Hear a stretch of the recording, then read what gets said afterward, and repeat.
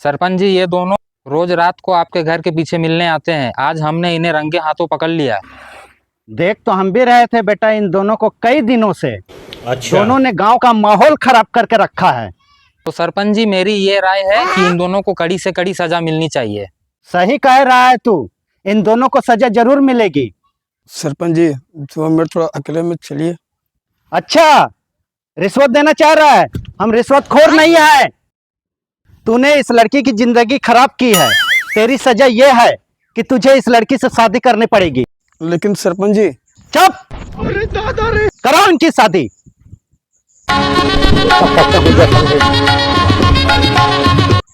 सरपंच जी, ये तो तुम्हारी बीवी है।